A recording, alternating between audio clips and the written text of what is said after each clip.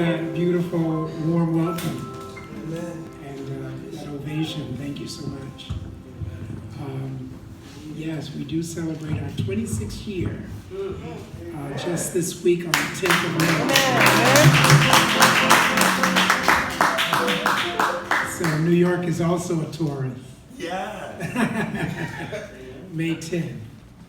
And the Lord started us out with 10 people on the 10th. So it was 2 10s. Amen. 10 people, May 10th, 1992. So we're happy to celebrate a silver plus. Amen. Amen. And just really grateful for where the Lord has brought us from. And I'm always excited about coming to Philadelphia because you all are just so full of energy and spirit. Amen. And it just really lifts the human heart when you're in an environment of praise and willing praisers. There's some folks you gotta gurney them up and Say so. Say so. yeah, turn a few flips up here, Yeah. Say so. a couple cartwheels. They might be willing then to say something. They might. I noticed that here in Philadelphia, you all are so full of spirit.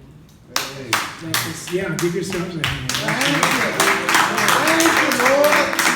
Thank you. It certainly helps to move the whole worship experience Amen. in that way. And so I'm grateful for that and consider that to be a gift. Yes, I do bring you greetings from Philadelphia, New York. One of these visits, I'm going to bring them all with me.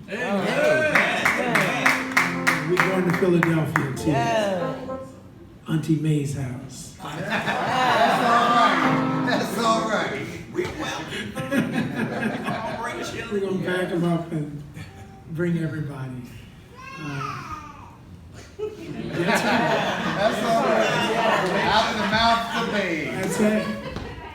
It's so good to see Lachey and her family. We go way, way back to the early days of unity, and just to see your beautiful offsprings is just such a blessing. Thank you for being here. Indeed, indeed, indeed.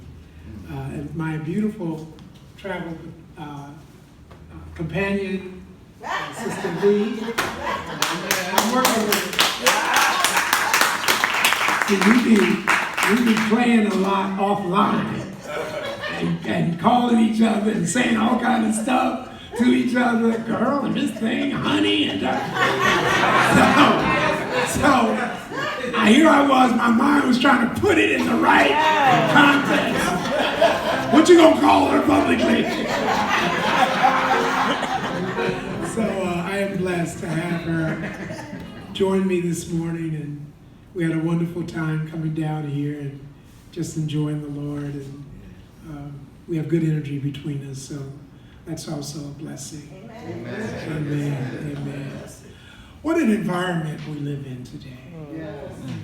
Right? It's just indescribable at times. My God.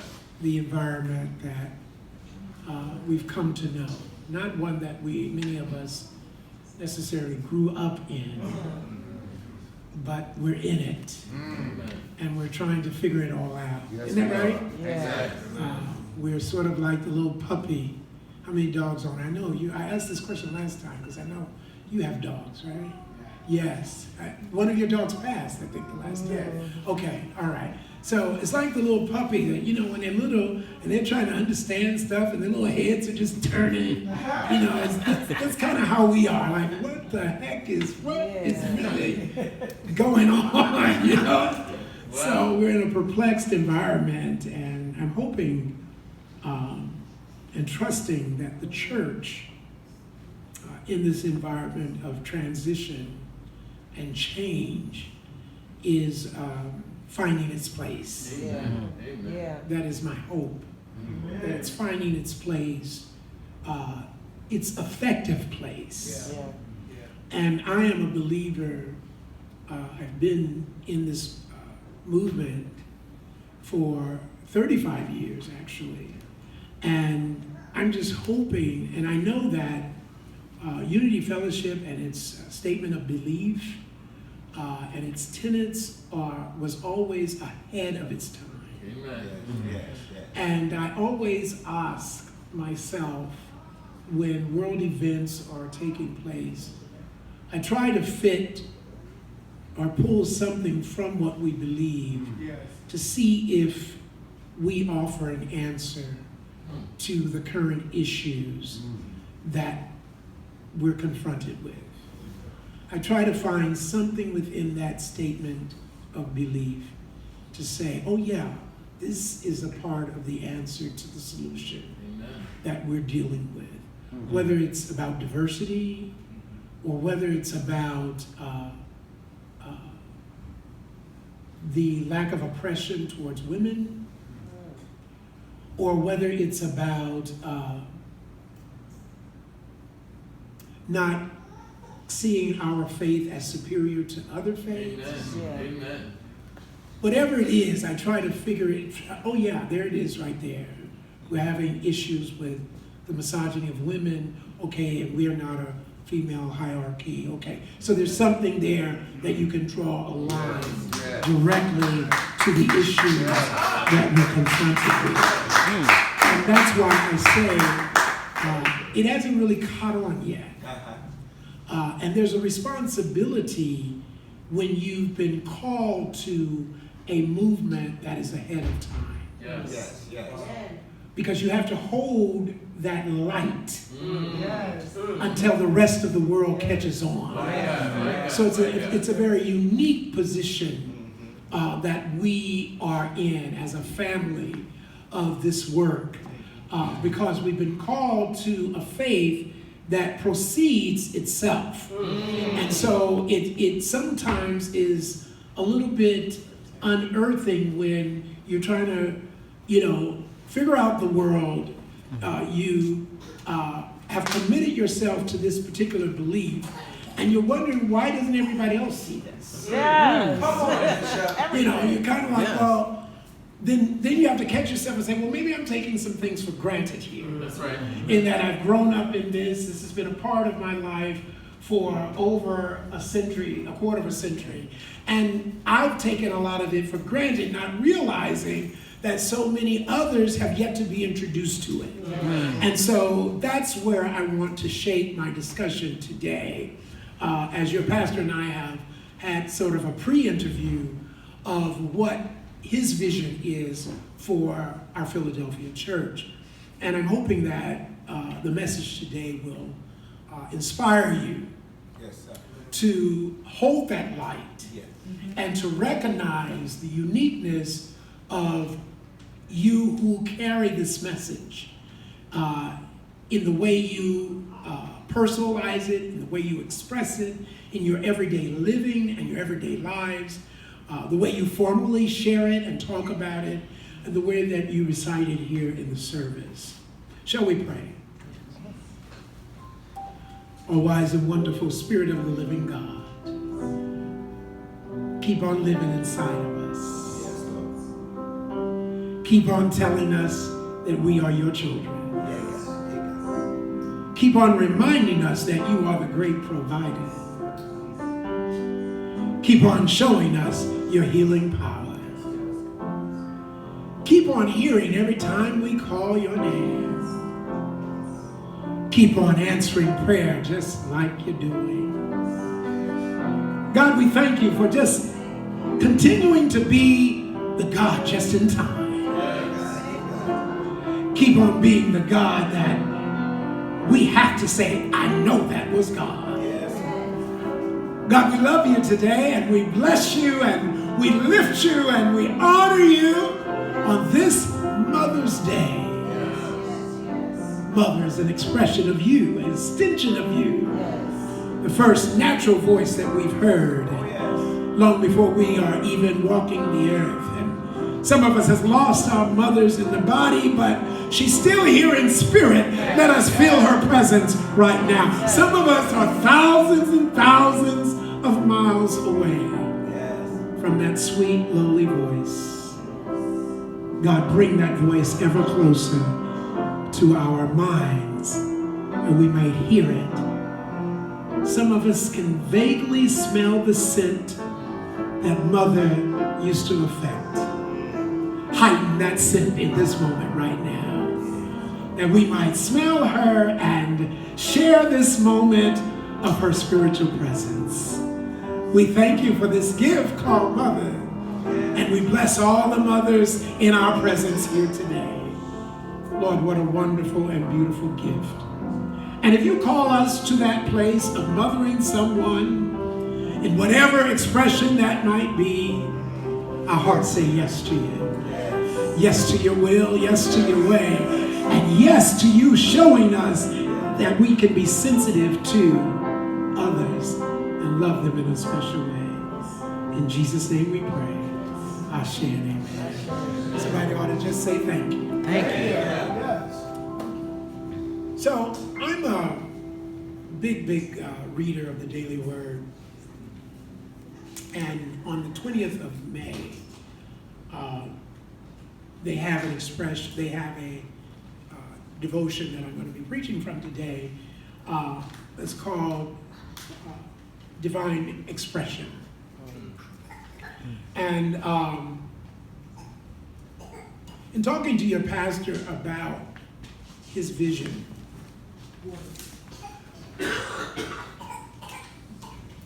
this is high allergy season, so Yes, it is. bear with me.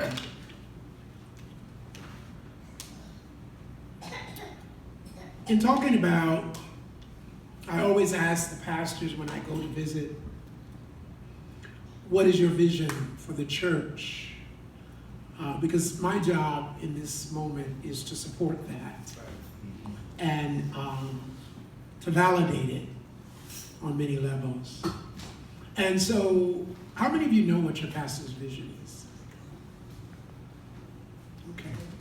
Okay, that's enough of you to know, and that's important to know that. If you don't know it, it's important to know that because it justifies our existence. Amen. And it justifies our sense of being.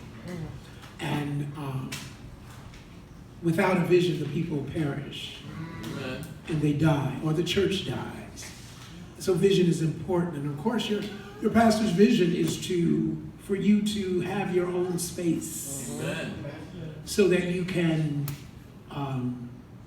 carry out the missions of, I heard you talking about feeding the hungry, so that you can have more events like that. Amen. Amen.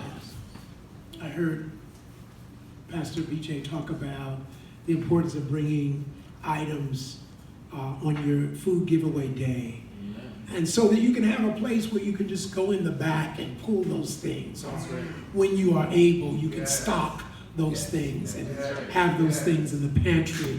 And people yes.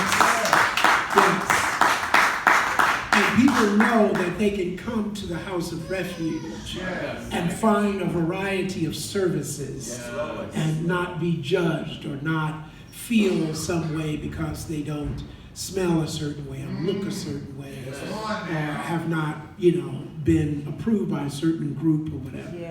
And that's a very powerful vision to have.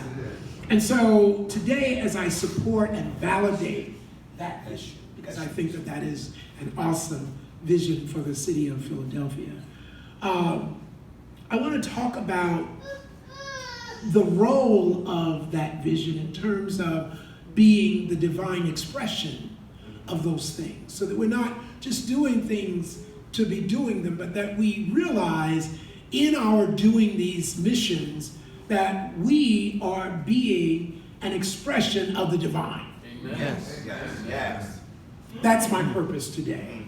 And so our text comes from, and I know you've read a text, and I always fail to give Reverend Haskell my text in time for the bulletin, but I'm getting better. I'm getting better. So it comes from Romans chapter 8 and the 5th verse. And while you're finding Romans 8 and 5, and we know that Romans is given credit to Paul as the author, Apostle Paul. And Apostle Paul, of course, is a very interesting character in that he is a formal murderer and slaughterer, kind of like the Gaddafi of his day, and tortured people who broke out into their own religion, particularly Christians. Yep. Was a pretty bad person, turned good. And in the book of Romans, his conversion is described on the road of Damascus. Paul didn't immediately become Saint Paul. He actually had to change his name and his identity and become more familiar with the people around him, and then he went to the other extreme. And so he was considered what we would consider an extremist, because when he was on the extreme of evil, he did some bad stuff. And when he was on the extreme of good, he did some pretty remarkable things in terms of the Christian movement and getting it started, and finding ways to fund it, finding other funders, finding ways to promote it and build other churches in various locations, in spite of the fact that he was imprisoned for his good extreme. They didn't imprison him for the bad extreme, the murderous Saul. Come on now, Bishop. You know, but when he changed his identity, I didn't say he stole the identity, I just said he changed the identity. Then they imprisoned him for the good he did. Kind of a strange phenomenon, but that's the way it played out, okay? So we've got some issues with Paul, and in our tenets of belief, we have the right to question certain things of scriptures, and so we got some issues with Paul, because in the book of Romans, this is where the heart of Christianity is created. Yes, yes. So when we think about the Christian denomination, a lot of it comes out of the teachings of Romans. Okay, so Paul lays out a lot of elements of the Christian faith. And of course, one of the major problems, he talks about, the role of the apostle, different roles of various members of the church. He talks about purpose in there. He talks a little bit about idol worship and the dangers of idol worship. And there is scholars who believe that some of the interpretation of what he describes around idol worship is picked apart and divided from its main thought. And of course, one of those is homosexuality. And when he talks about homosexuality in the book of Romans, there is some argument as to whether or not he's talking about idol worship, and that's the subject, or whether he's talking about homosexuality, and that's the subject.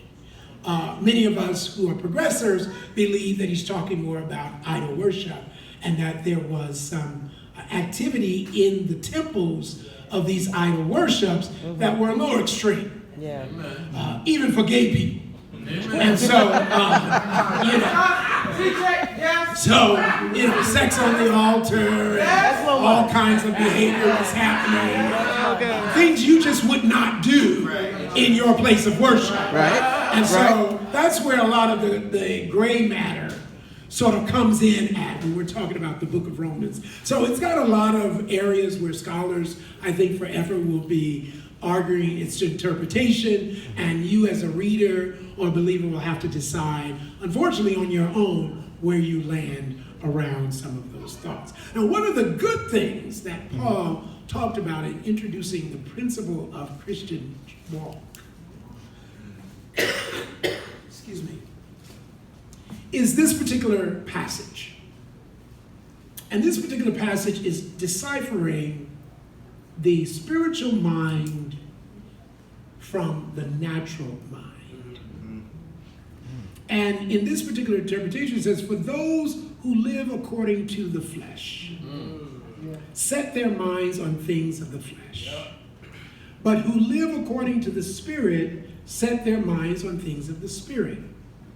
Now, he goes through a litany of what it means to be naturally minded. And he juxtaposes that with what it means to be spiritually minded.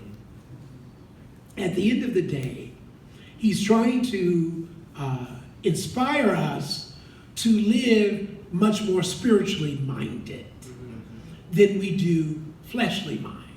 Now, one of Paul's problems that I believe he created for the church, because he was such an extremist, was this sort of anti-self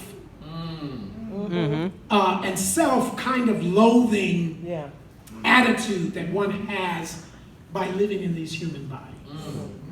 And so when he starts talking about what it means to live in the natural, Paul only chooses to look at the negative things about our natural bodies and our natural minds. When indeed, thank God we've come a long way from that. Amen. There are a lot of excellent, wonderful things in the natural body that has been created in these temples. And that it's not something that many of us were taught as children to hate our flesh or despise our flesh because no good thing is in it. That's right. That's right. That's where we would raise questions about whether or not, well, wait a minute, Paul, okay, that's a little extreme because there really are some good things and there's some good elements about our natural ability. But the thing that we've got to discover as believers is that it doesn't stop there. Glory to God. That these bodies are temporary housing places for an eternal experience. Yes, sir. I just felt that myself. For eternity is a continuum. Eternity is now. We're already in eternity. But there are these swatches of events that we've cut out that we've put labels to. Like life, like birth, like death. It's all a part of the continual plan of God, but these swatches have been cut out in order for us to organize it and understand it better. Are you following me? Yes. And so Paul wanted us, in a good way, to also be spiritually minded. To be as aware of our spiritual selves as we are of our natural selves. Nothing wrong with that. Nothing wrong with that. Nothing wrong with the balance and how we need to be balanced in that.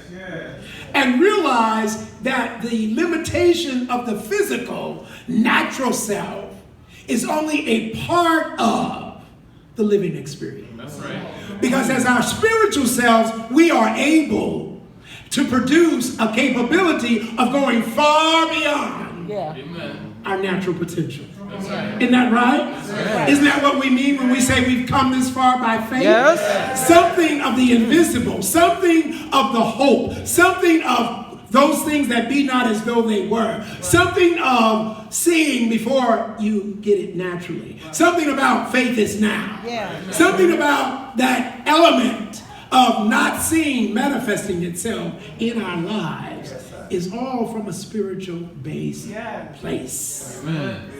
Now, how do we enhance that? How do we live more in that place and draw from that space even more, even to a greater level? I think it's connected to your pastor's vision. I think it's connected to the fact that you have a leader with a vision, and it's a vision that's extremely powerful that will bless people. And as you're wondering how we're going to get it done, how the few of us are going to possibly make it, how is it going to manifest, that's where your faith and spiritual awareness must come in. Because to see it naturally, somewhere in the process, you may not see it. It may not be possible. And ergo that you have a person with a vision without a belief that we can even get there. My God. So as the pastor brings the vision, the people then bring the faith to see that we can make this vision possible. This is the purpose for our being called together. And so in that vein of thinking comes our first affirmation. And that is, let me find it here. I'm sure I wrote it down.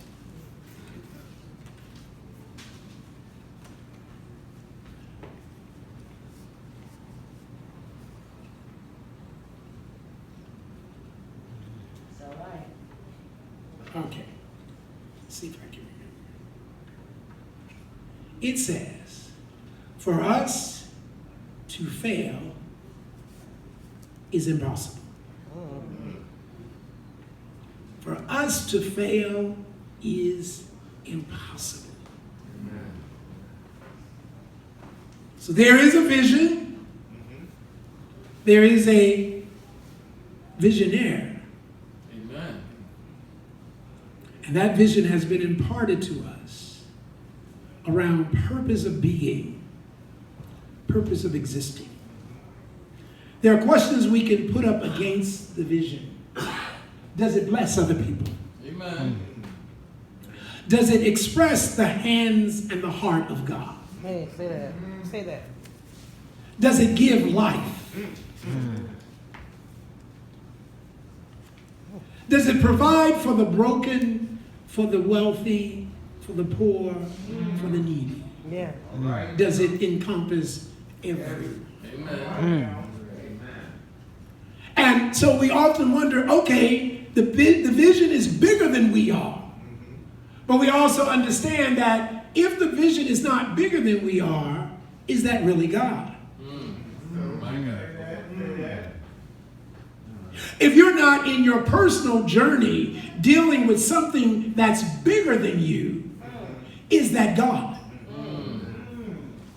I would argue it's not God. Say that. I would argue that if you're confronted with something that's bigger than you, that means it's just right for God. Because if that situation meets you at eye level, and you're able to conquer it without no struggle, no need of prayer, no need of anything, you know what? You don't need God. Yes. Come on. You don't need God. And it's amazing how believers find themselves comfortable in that place. But neither can you grow when the scenario plays out like that. That's right. That's right. You cannot expand. There's nowhere for you to go. You might as well just go on to heaven. Because when you've acquired that level, you've stopped growing. There's nothing to apply faith to. My God. My God. Jesus. So is the vision that has to be bigger than us, that has to challenge us in such a way that somebody in the crowd, even if it's not you, but somebody in the crowd said, now how on earth are we going to do that? Good question. By faith? By being the expression of God? Yes. By journeying together and understanding what the power is that is within us, which leads us to the next affirmation. And that is our divine nature. That is the truth of who we are. Is not simply a presence within us. It is the very essence of every cell in our body and every thought in our mind. I'll read that again if you allow me. Our divine nature. Now here we go, back to that duality of natural self or divine self. Say my divine self. My divine self. It's beautiful. Yes. Your divine self is even more beautiful than your natural self is. And sometimes we allow people to see our divine selves. Our divine nature, the truth of who we are, is not simply a present within us.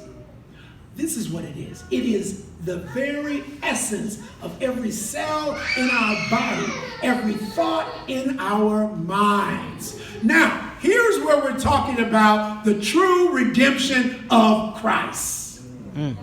And what really happened on the cross.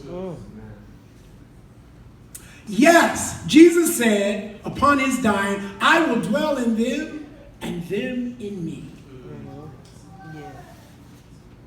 Paul wrote, Jesus in you, the hope of glory. But that's not where it stops. All of that is very powerful. But the fact that it completely consume our every being is a new understanding of our divine self. Amen. And you heard it first here. What happened on the cross penetrated our very being. Hold that in your conscience.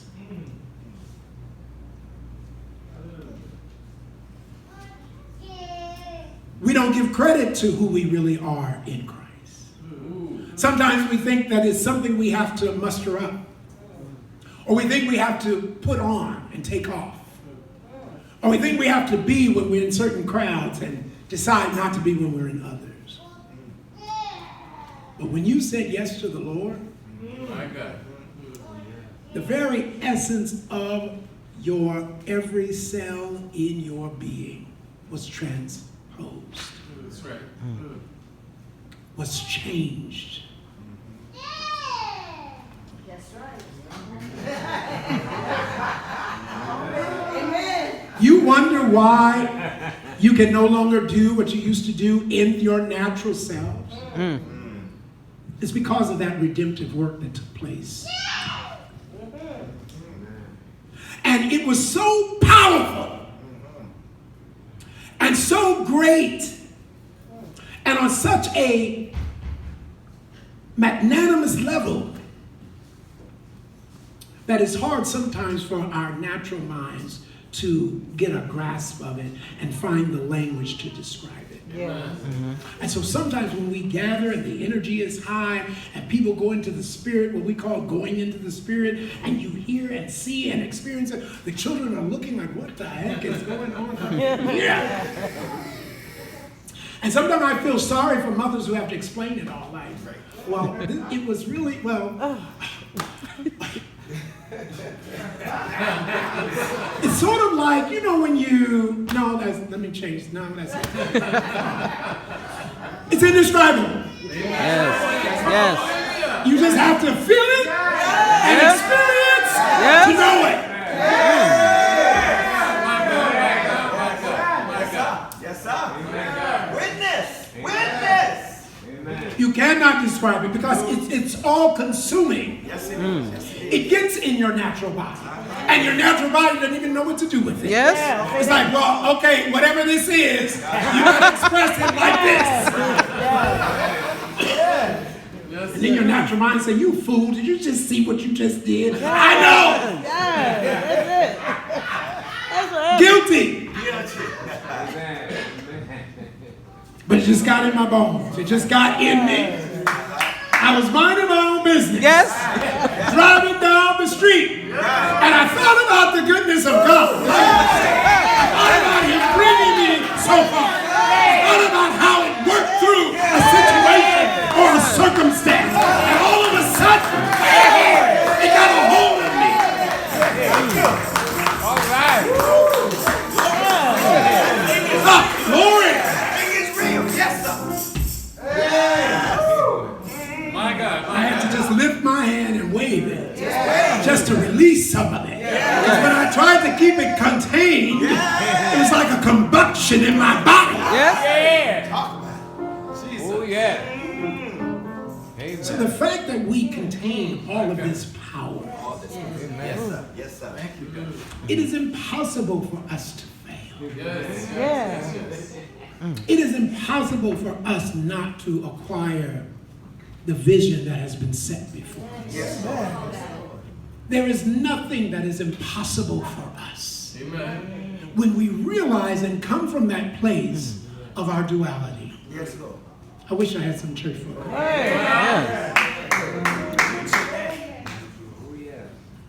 So that is the reality and the fullness of what happened on Calvary. Which leads us to this idea that a sense of failure in any undertaking is a fear-based thought. That we will fail, that we can't acquire our own space. That there are too few of us, and all of the other reasons that we tend to come up with, and that will give us an excuse to be demotivated. Amen. But understanding that that sense of failure, as intelligent as your excuse for not participating to help this vision come about, is really fear that's being spoken. That's right. That's right. It's really a fear-based way of thinking. And here's another part of that thought, and that is, it has no reality in spiritual truth. Amen. Amen. Whenever we think we cannot, we can take then that disbelief and say, is that spiritual truth speaking? Is that spiritual reality? Now I have this book here called How Successful People Think. Yes, I Look, Tiny, you have that book? You and I just have so many of the same material. It's amazing. Powerful book by John C. Maxwell. And it's a book I carry with me all the time. And he in one of his chapters, he talks about reality think. And the importance of successful people being connected with reality truths. And how reality think, now reality he defines as what you hope for and what really is. And the difference between the two. So, and he talks about the security that reality thinkers tend to bring to the table. So if you're a reality thinker and you're a part of the group, Yes. we can kind of depend on you to kind of bring us down a little bit. When we start thinking about, oh, and we can do this, and we can do A, B, and C, and we can get this done, and I can just see this, and oh, yes, and somebody else said, that's a fantastic idea, and we can do A, B, C, and D. The reality thinkers say, okay, now what about the budget? Say that. Say that. That's where it's at. Okay, well, what about the budget? Y'all getting real excited about this thing. And y'all seeing all this fantastic stuff happening. Welcome to unity. But how are we going to pay for it? Say that. And so we thank God for reality thinkers because they keep us kind of grounded. And they raise the right questions, the hard questions. But if you don't raise the right question, you can't get the right answer. Doesn't mean there's not an answer. The question just needs to come up. Isn't that right? That's right. So reality think in the natural is a good thing. But spiritual reality think is another way of thinking. Let the Spirit open up your mind just a little bit. Yes. It's another way of thinking. Spiritual reality thing does something different from the natural reality thing that that Maxwell talks about. He says that natural reality thing grounds us and builds security amongst the group. Well, what does spiritual reality think? What does that do? What do you think it should do? Well, Shouldn't it provide vision? yes. Shouldn't it provide hope? Yes. Shouldn't it encourage the people who need a little fire up under them? Shouldn't it get them going? Shouldn't it motivate? Shouldn't it reveal some deep truths about the reality of who we are in Christ? Hallelujah. So when we think about failure, here the author says, a sense of failure in any undertaking is a fear-based thought in the mortal mind. But it has no reality in spiritual truth. It's not reality thinking when it comes spiritually. And it's okay to bring up the hard questions. But we also need somebody in the room who can offset those hard questions with spiritual truth. That's right. That's right. Isn't that right? Amen. So we don't want to get angry at the person who brings up the hard questions about how is this going to be paid for. We just need to make sure that we've got the right spiritual answer. Amen. Amen. I like that. Y'all went quiet on that.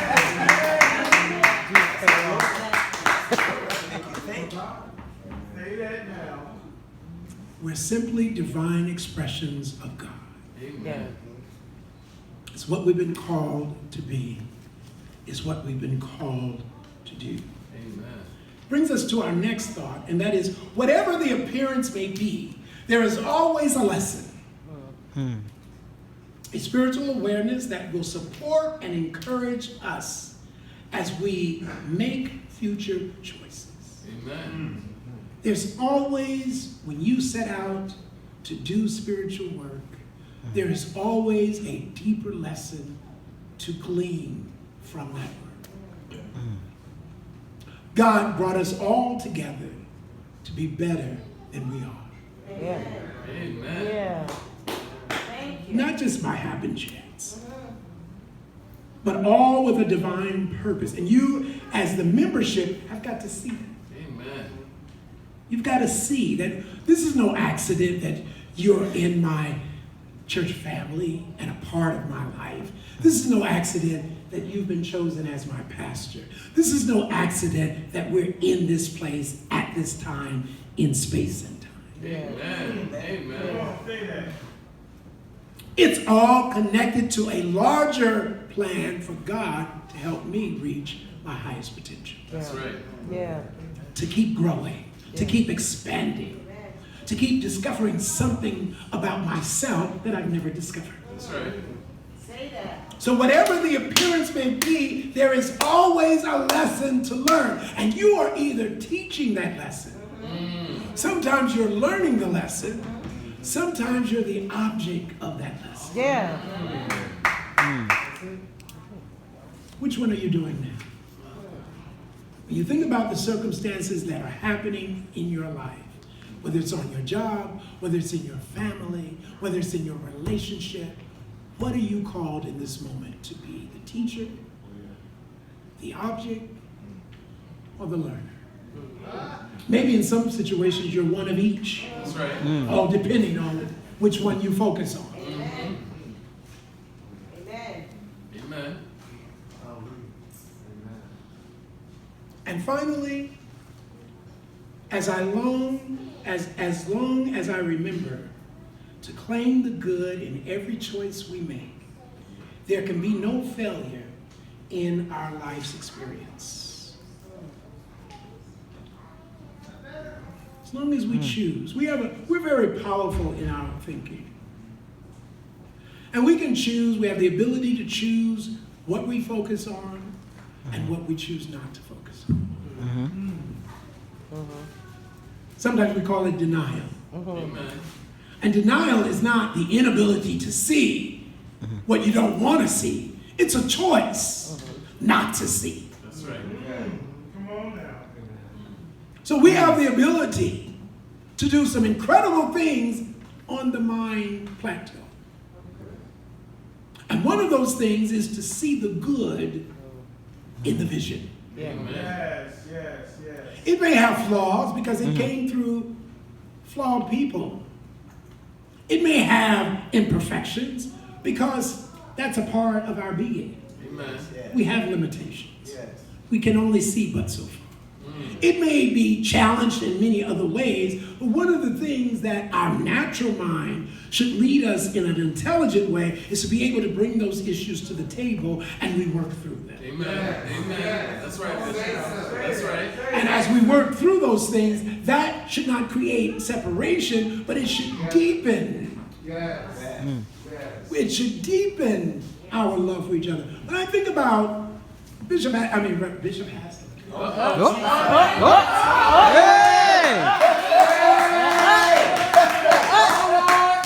I think about, let's go back to Atlantic and the mornings that you and I would be in the building and the projects we took on. The breaking ground experience with the young people and how many of those lives we gave birth to. The Marcuses of the world, the Jasons of the world, the number goes on. And we think about how when we see each other today, how we're still connected through those experiences of planning projects and program and finding funding and going to this meeting, that meeting. If you didn't go, I win. If I didn't go, you win. And how we would try new ideas of reaching out to people. And we had some successful, we had some failures, we had some growth. And we're still very connected around those things. It gives the depth of our relationship as it has taken on these various forms. Yes. And so I would encourage you today to become comrades in this process of building. Yes, Lord. Because of what it will do for your relationships with each other. What it will do to enhance you as an individual. Yeah, that means sometimes you might have to step back Yes. and look at yourself differently and ask yourself the right kinds of questions about how you're showing up. Sure, no harm. Yeah. Amen. But the most important thing is that you stay at the table. Yes, sir. The most important thing is that your seat, that's right, your seat is not empty. Amen. Yeah. And the awareness that you bring something no matter how significant or insignificant you think it is. Yeah. And that in the absence of you, there's a major part of the picture missing. Yeah. Yes, Lord. Are you listening? Yes. So as divine expression, as long as I remember to claim the good in every choice we make, find the good in that. Amen. And choose to focus on that. I'm not saying be blinded to reality. That's important. But that doesn't need to be the place we stay. Yes. We bring that in, but we also bring the good of the vision forward. Yes. And we talk about that in real spiritual ways of being able to see, being able to be inspired, being able to make things happen, being able to create, being a co-creator in Christ, being able to see the power of God flow through you to others, being able to touch and to feel the people of God being the hands of God, being the heart of God, being the mouth of God, being the ears of God. That expression is what we are called to be and to do. And in this environment that we live in now, Yes, sir. where people don't know what truth really is, My God. My God. My God. where reality is being distorted Yes, sir. Yes, sir. and raped Yes. and drugged through the mire, God, yeah, God. it is a perfect time for us to lift our voices Yes. in unison and provide that answer for what people are so damaged by Yes. today. Amen. It's absolutely shameful what we're having to go through My God. My God. from our leaders and from those people that we have hired to protect us and to represent us. And when they don't do what they're supposed to be doing, guess what is ours to do? Amen. Come on, Bishop. Each one of us have the responsibility of responding. That's right. That's right. Yes, sir. Not necessarily reacting, and if you react, that's okay. But we definitely have been called to respond. Amen. And I believe that vision that your pastor holds, both of your pastors hold, is the answer to what we're dealing with today. Oh, amen. So we've been called to this place to be a divine expression of God. Let's put our hands together. Let's put our arms together. Let's put our thoughts together. Both our natural thinking and our spiritual thinking. Yes. Lord.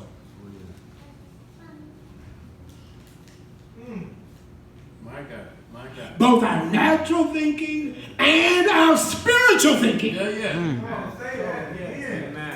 What is the spiritual thinking, Bishop? That we can do all things through Christ.